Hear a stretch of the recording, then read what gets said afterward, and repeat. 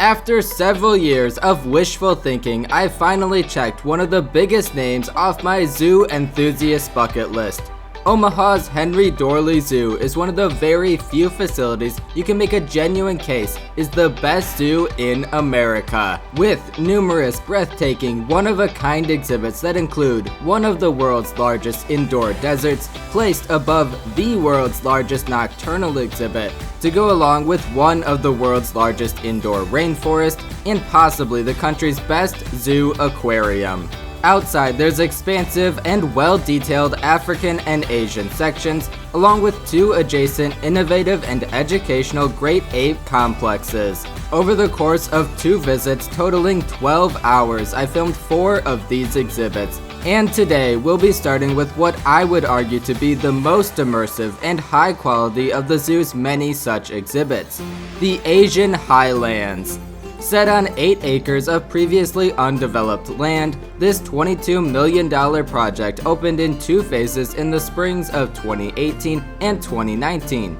As we journey through Central Asia, we'll encounter 10 species in 9 habitats modeled after the grasslands of India, Boreal Forest of China, and the Himalayan mountains. Let's begin. Located in the northeast corner of the zoo, the Asian Highlands immediately brings you in with its theming as you walk under Tibetan prayer flags, Buddhist symbols of peace, compassion, strength, and wisdom that are often found along trails throughout the Himalayas. After passing under the arch, you're met with signage that gives the complex a national park feel, encouraging you to believe you're viewing animals in their natural habitat, starting with an endangered species that has become common and beloved at zoos nationwide, the red panda. An anomaly in the animal kingdom since they are classified as carnivores due to their ancestry, but feed almost exclusively on bamboo.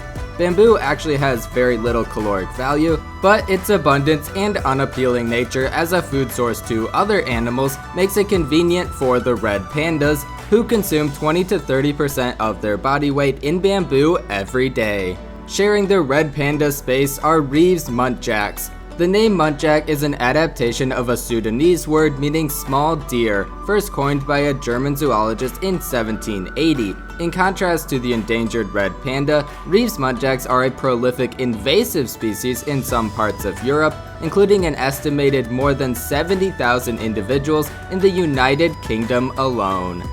Their habitat, along with the next 2, are designed to appear as an abandoned hillside settlement with stone structures placed amongst the temperate forest of the southern Himalayan foothills. The middle habitat is home to Fraser and Moiling, a breeding pair of white-naped cranes.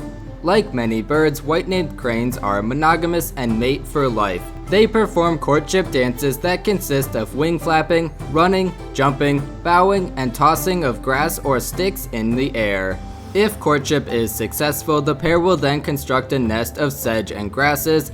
Unlike so many fathers in the animal kingdom, male white-naped cranes play a large role in raising offspring, taking their turns incubating the eggs, and then guarding the nest and chicks from danger.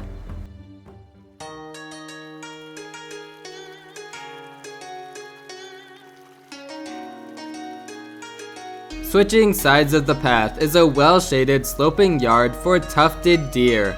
Though they are closely related to muntjacs, tufted deer are the only members of their genus Elaphidus. In contrast to the impressive antlers of other cervids, a male tufted deer's antlers are barely even noticeable.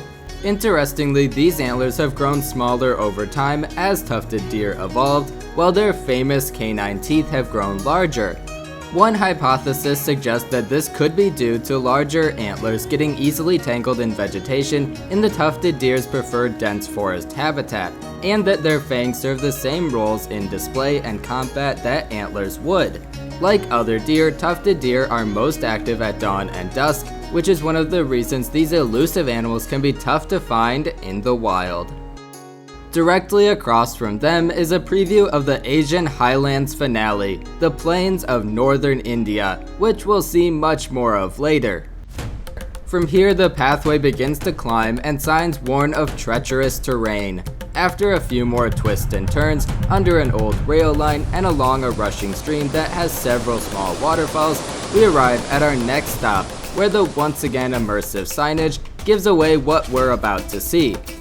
This is the Sloth Bear habitat, a grassy hillside with intermittent patches of rock and vegetation that begins with multiple mesh viewing areas, including a training wall, and continues for a surprising length with one final glass viewing window at the far end, which is where I found one of the zoo sloth bears foraging for their breakfast.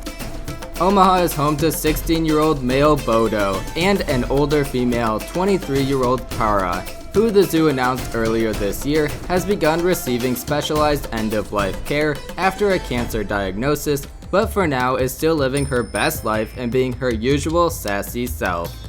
Although I couldn't find an official source stating this, I believe sloth bears are the world's largest myrmecophagous animal, meaning they specialize in eating ants and termites. To accommodate this unique diet, sloth bears have wicked long claws for digging into insect nests, and they have a gap in their teeth where you would expect to find their top two incisors, helping them suck up bugs like a vacuum. One other interesting similarity that sloth bears share with some other myrmecophagous animals like anteaters is that they are the only bear species where mothers will carry their young cubs around on their back. Past the sloth bears is the Foggy Forest, one of the Asian Highlands' two non-animal exhibit attractions, a children's play trail that, in place of live animals, encourages you to find a number of sculptures of Central Asian native species.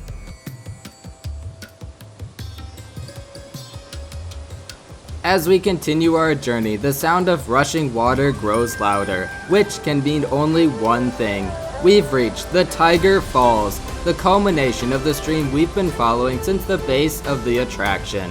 In many ways, the tiger's habitat mirrors the sloth bears, this time starting with multiple glass viewing areas that look out into similar hilly terrain marked by sections of rock and dense foliage, before you reach the more open left side viewing through mesh that comes with its own training wall, this time accompanied by amphitheater seating. If you're looking to see the cold weather specialized Amur Tiger up and active, I don't recommend coming on a warm summer day like I did, since you'll most likely see this.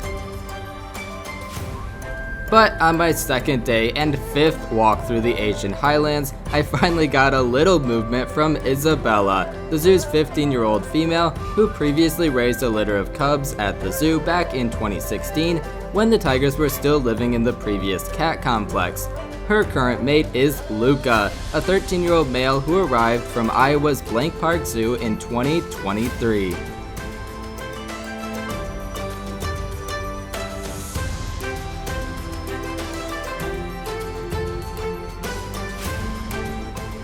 We've now climbed 35 feet in elevation from the exhibit's base, marking the highest point of the entire Asian Highlands complex, which is appropriate for viewing snow leopards, in one of the few enclosures I've seen that truly mimics the species' rugged mountain habitat. Snow leopards live at elevations of 4,000 to 20,000 feet depending on the season. They use the mountains to their advantage while hunting, attacking from above, and leaping distances of up to 50 feet in pursuit of prey. Depending on the availability of prey, an individual snow leopard's territory may range from 20 square miles to as large as 400 square miles.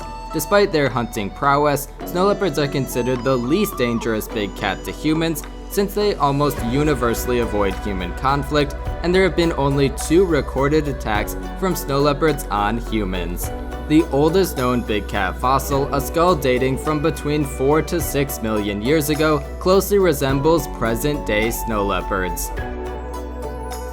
Within one panoramic view, the snow leopard mountain blends into the next habitat, first viewable from an elevated side angle, but before we get to the habitat's main viewing area, located nearby is the well-themed Yeti Camp, which offers restrooms, food, and souvenirs before we begin our descent.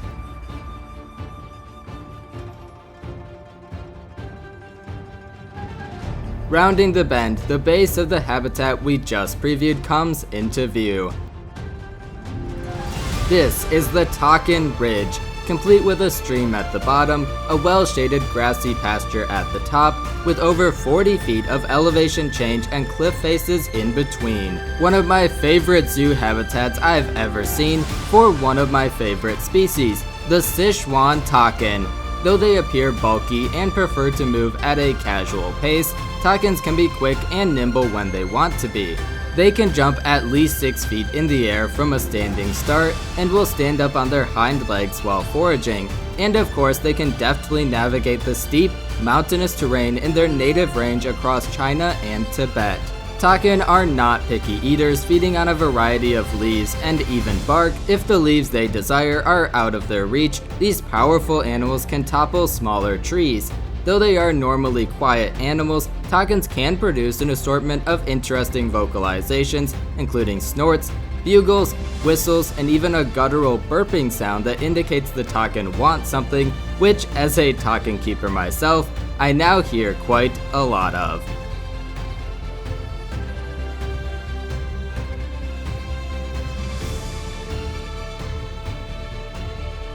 The trail continues to decline as we reach our final biome, which we caught just a glimpse of earlier, the North Indian Plains. Begin with a dried riverbed with a complimentary mud wallow, perfect for the mud-loving Indian rhinoceros.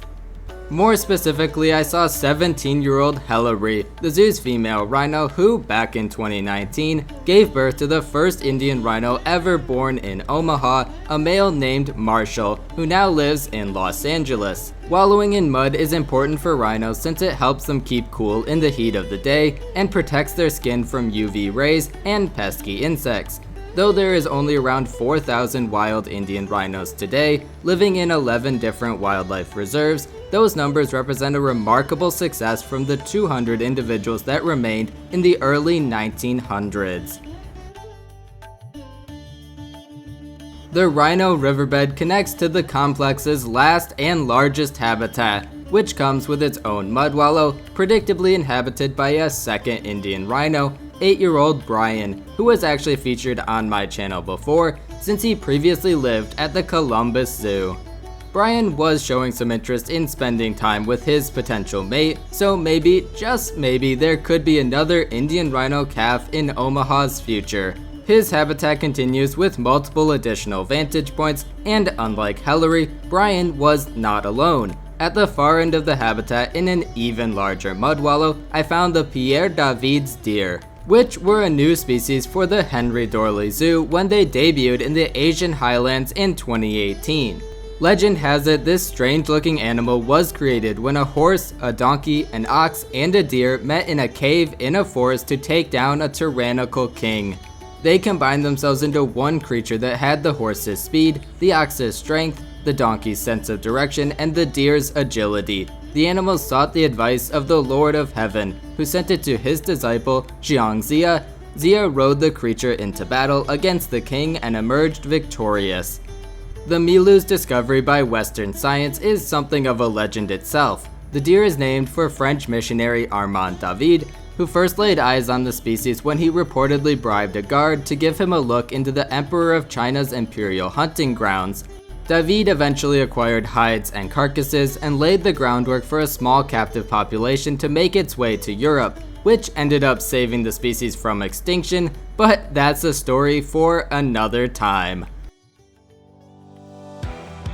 In 2020, the Omaha Zoo's Asian Highlands was named the best zoo exhibit in North America by USA Today. And if you don't trust their opinion, take it from a guy who decided to make zoos like 80% of his personality. What we just saw is just about as good as it gets. In fact, you'll soon be able to see where the Asian Highlands ranks on my list of my favorite zoo exhibits, with a special video to celebrate my 1,000 subscriber milestone. Until then, thank you for watching, and if you enjoyed what you just watched, be sure to like, subscribe for more, and comment below which Omaha exhibit tour you want to see next.